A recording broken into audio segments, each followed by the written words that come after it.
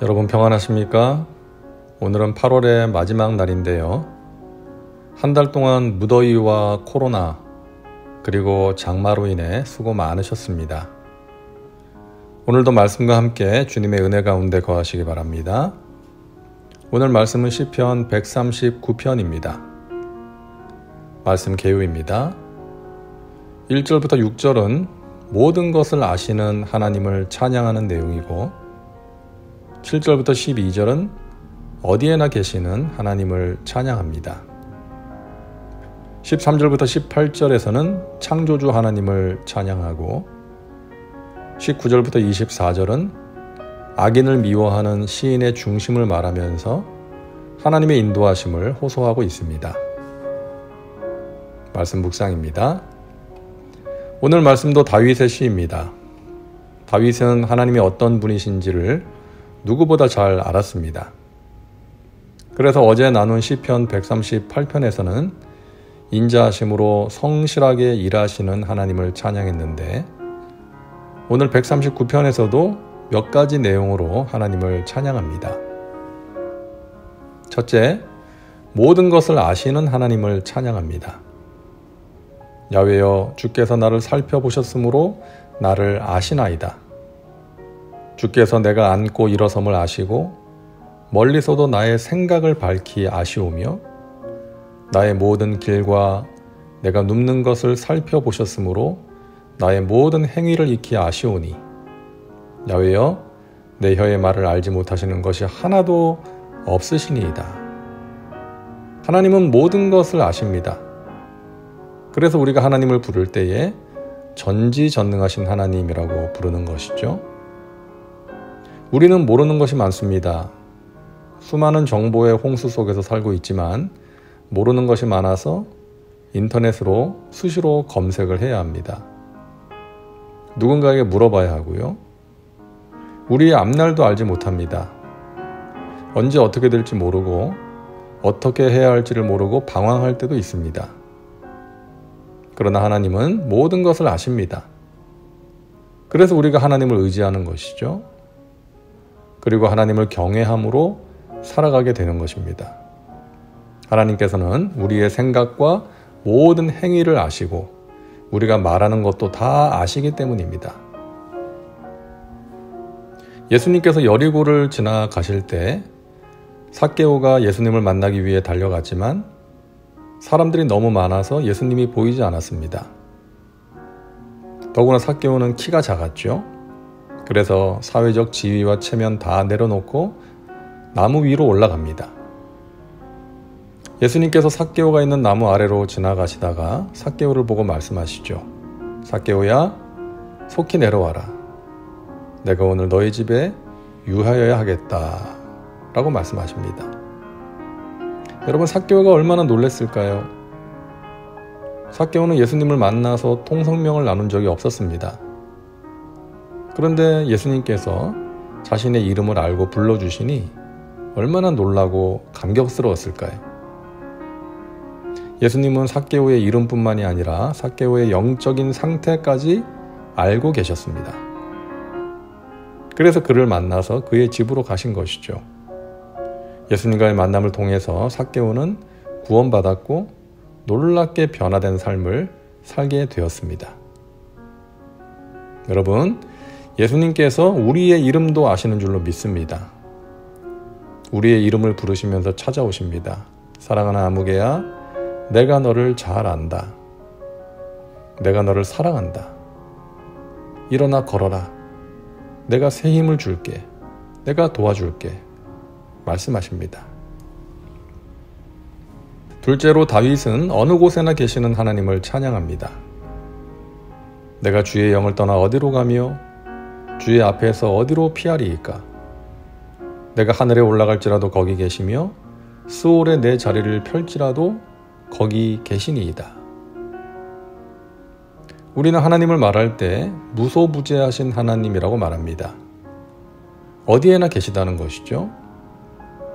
요나는 하나님이 니느웨로 가라고 하셨는데 그게 싫어서 니느웨와는 거리가 먼 다시스로 도망치려고 했습니다.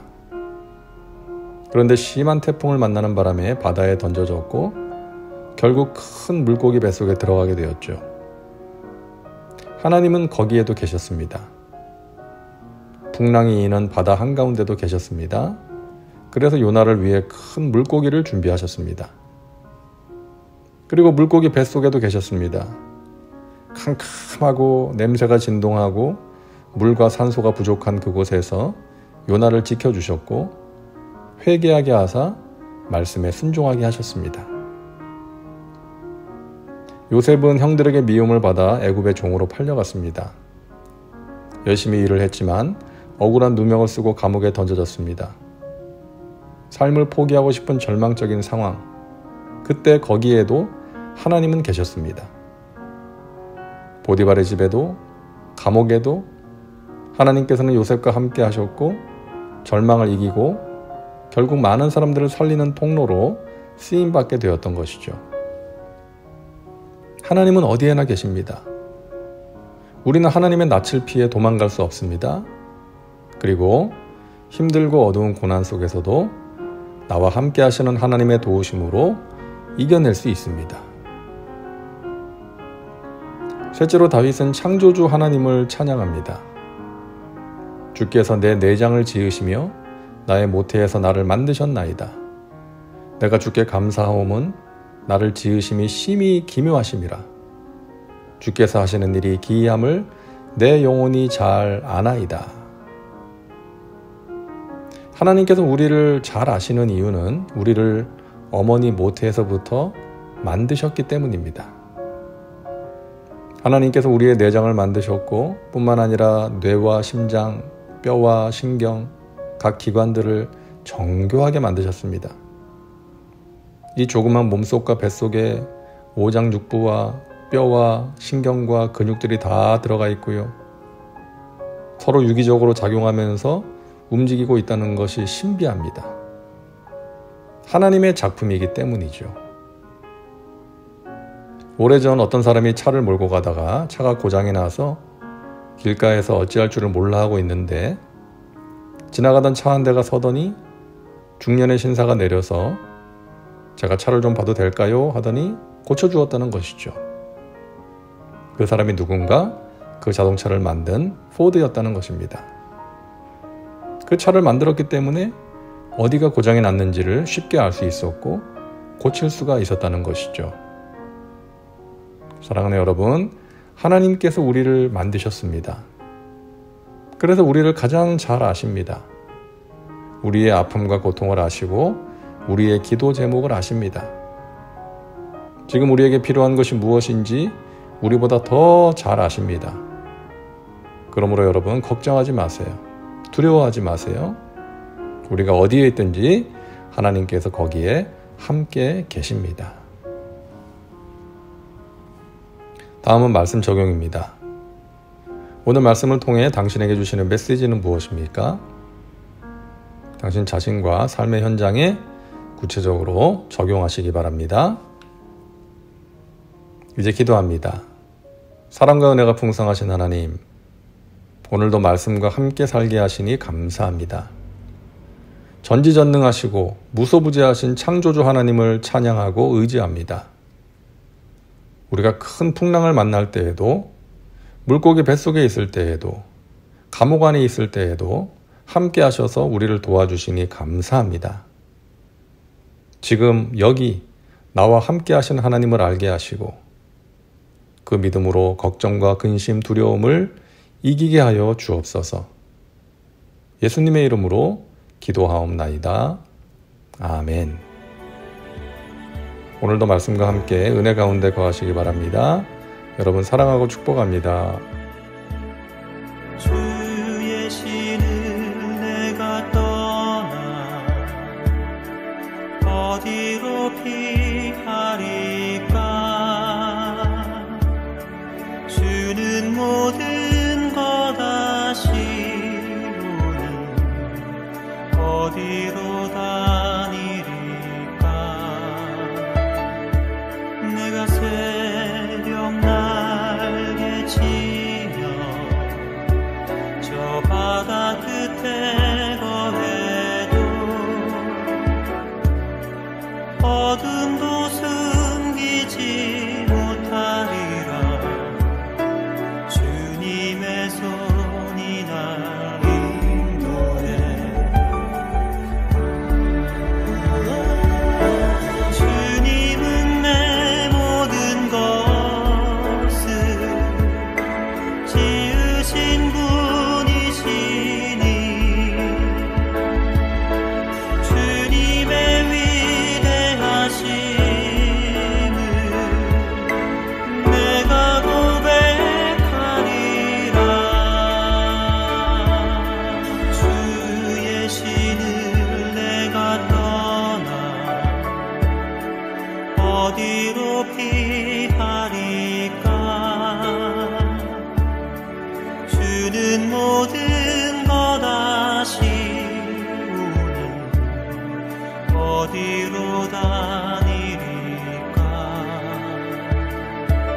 내가 새벽 날개 치며 저 바다 끝에 거해도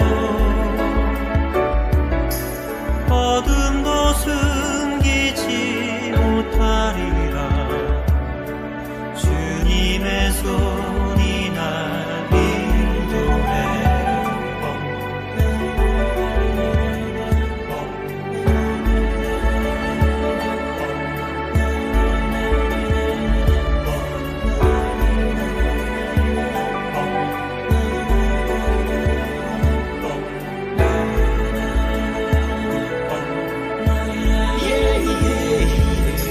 주님은 내 모든 것을 지으신 분이시니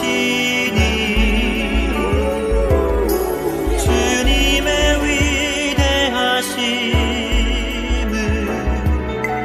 내가 고백하리라. 주님은 내 모든 것을 지으신 분이시니 주님의 위대하심을 내가 고백하리라. 주의 신을 내가 떠나 어디로 피하리까. 주는 모든 것 아시오니 어디로 다니리까. 내가 새벽 날개 치며 저 바다 끝에 거해도 어둠